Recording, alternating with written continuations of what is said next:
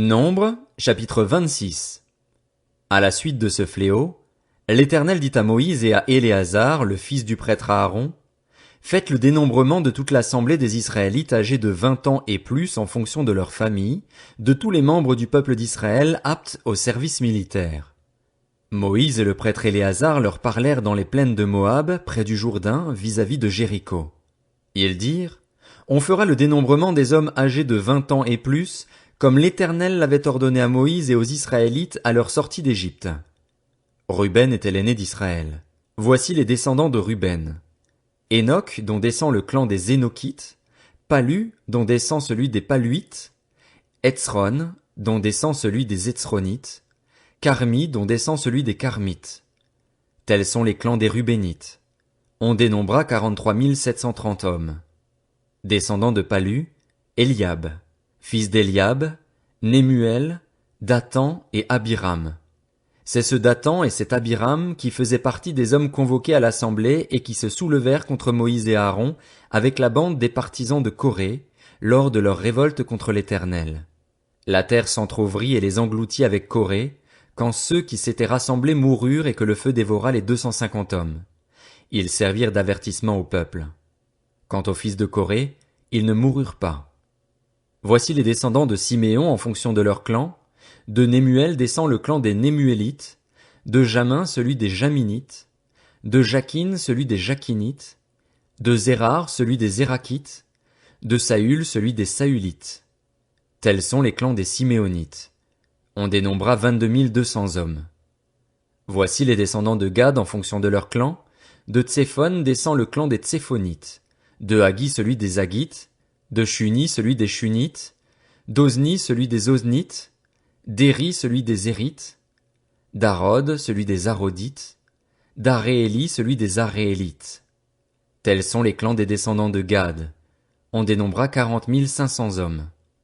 Les fils de Juda étaient Er et Onan, mais ils moururent dans le pays de Canaan. Voici donc les descendants de Juda en fonction de leur clan. De Shéla descend le clan des Shélanites, de Péretz celui des Péretzites, de Zérar celui des Zérakites. Les fils de Péretz furent Hetzron, dont descend le clan des Hetzronites, et Hamul, dont descend celui des Hamulites. Tels sont les clans de Juda. On dénombra 76 500 hommes. Voici les descendants d'Issachar en fonction de leur clan. De Tola descend le clan des Tolaïtes, de Puva celui des Puvites, de Jashub celui des Jashubites, de Shimron celui des Shimronites. Tels sont les clans d'Issachar. On dénombra 64 300 hommes. Voici les descendants de Zabulon en fonction de leur clan. De Séred descend le clan des Sardites, d'Élon celui des Élonites, de Jalil celui des Jalilites. Tels sont les clans des Zabulonites. On dénombra 60 500 hommes. Les fils de Joseph, en fonction de leur clan, furent Manassé et Éphraïm. Voici les descendants de Manassé. De Makir descend le clan des Makirites. Makir eut pour fils Galaad.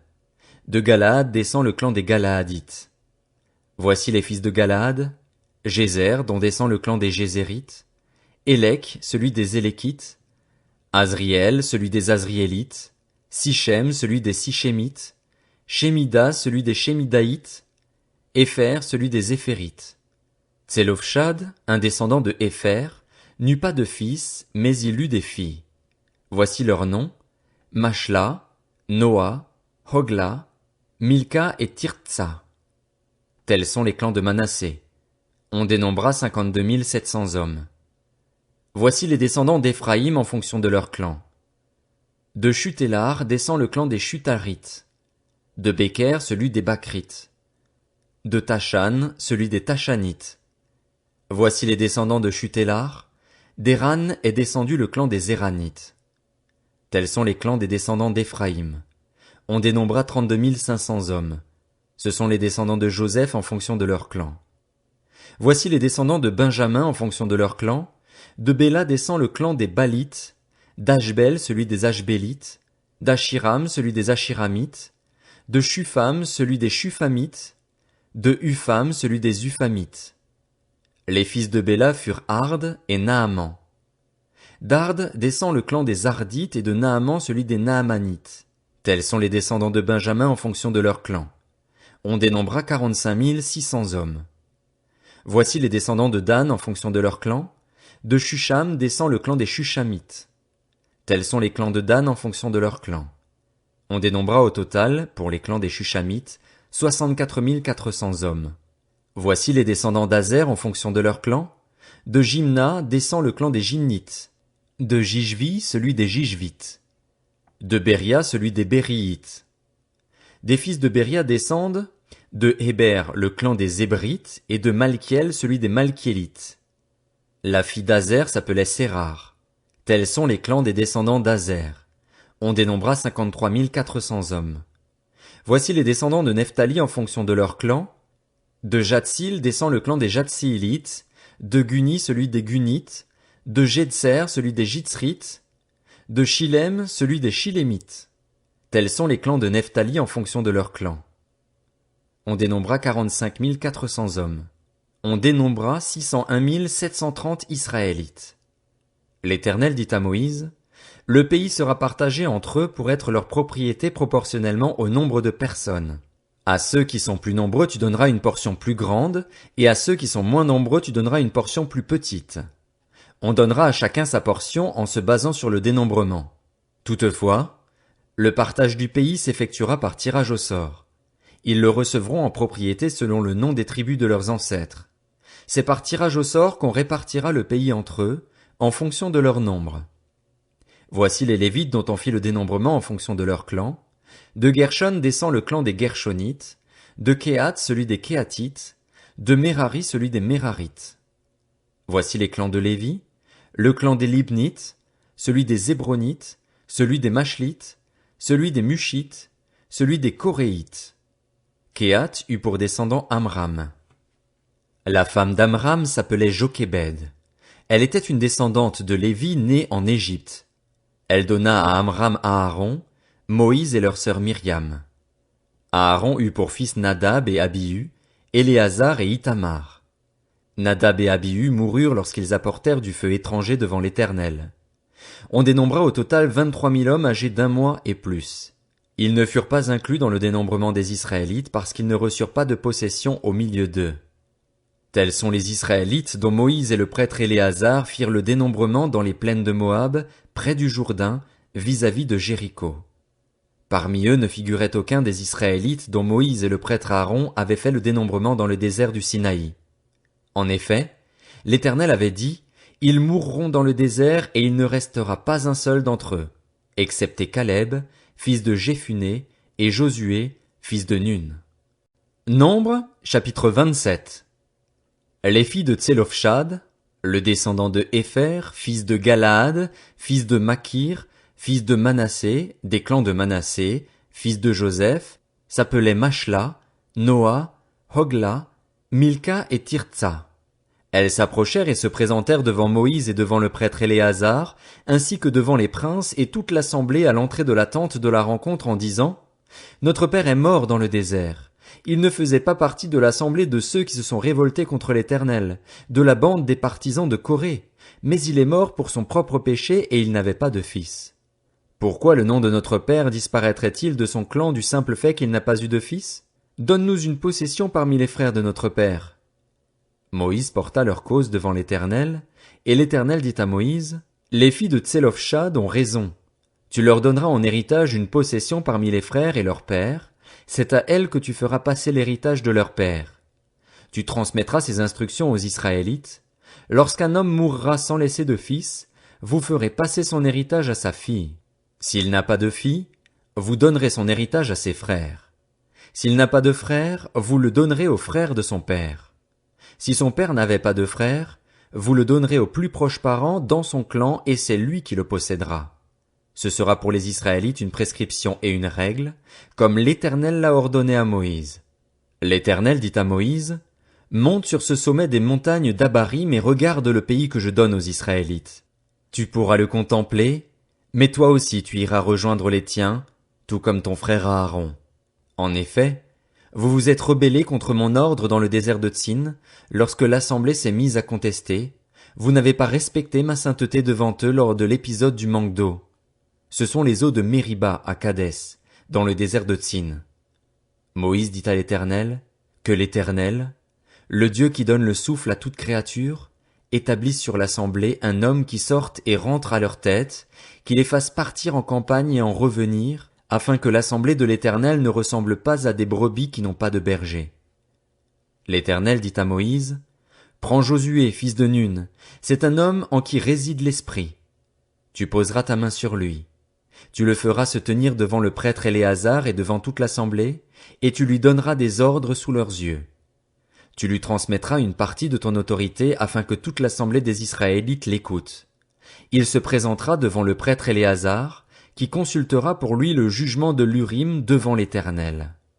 C'est sur l'ordre d'Éléazar que Josué et tous les Israélites avec lui, toute l'assemblée, partiront en campagne et en reviendront. Moïse fit ce que l'Éternel lui avait ordonné. Il prit Josué et le fit se tenir devant le prêtre Éléazar et devant toute l'assemblée. Il posa ses mains sur lui et lui donna des ordres conformes à ce que l'Éternel avait déclaré par son intermédiaire. Nombre, chapitre 28. L'Éternel dit à Moïse, donne l'ordre suivant aux Israélites. Vous veillerez à me présenter, au moment fixé, mon offrande, l'aliment de mes sacrifices brûlés au feu dont l'odeur m'est agréable. Tu leur diras, voici le sacrifice brûlé au feu que vous offrirez à l'Éternel, chaque jour 2 agneaux d'1 an sans défaut, comme holocauste perpétuel.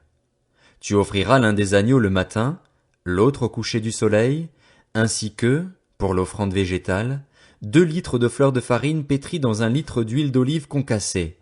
C'est l'holocauste perpétuel qui a été offert au mont Sinaï. C'est un sacrifice brûlé au feu dont l'odeur est agréable à l'Éternel. L'offrande liquide qui l'accompagne sera d'1 litre pour chaque agneau. C'est dans le lieu saint que tu verseras l'offrande de vin à l'Éternel. Tu offriras le 2e agneau au coucher du soleil avec une offrande végétale et une offrande liquide identique à celle du matin. C'est un sacrifice brûlé au feu dont l'odeur est agréable à l'Éternel. Le jour du sabbat, vous offrirez 2 agneaux d'1 an sans défaut ainsi que, pour l'offrande végétale, 4 litres et demi de fleur de farine pétrie à l'huile avec l'offrande liquide. C'est l'holocauste du sabbat, prévu pour chaque sabbat en plus de l'holocauste perpétuel et de l'offrande liquide qui l'accompagne. Au début de chaque mois, vous offrirez en holocauste à l'Éternel 2 jeunes taureaux, 1 bélier et 7 agneaux d'1 an sans défaut. Vous offrirez aussi, comme offrande végétale pour chaque taureau, 6 litres et demi de fleur de farine pétrie à l'huile, comme offrande végétale pour le bélier, 4 litres et demi de fleur de farine pétrie à l'huile, comme offrande végétale pour chaque agneau, 2 litres de fleur de farine pétrie à l'huile. C'est un holocauste, un sacrifice brûlé au feu dont l'odeur est agréable à l'Éternel. Les offrandes liquides qui les accompagnent seront de 2 litres de vin pour un taureau, d'1 litre et demi pour un bélier et d'1 litre pour un agneau. C'est l'holocauste mensuel du début du mois, prévu pour tous les mois de l'année.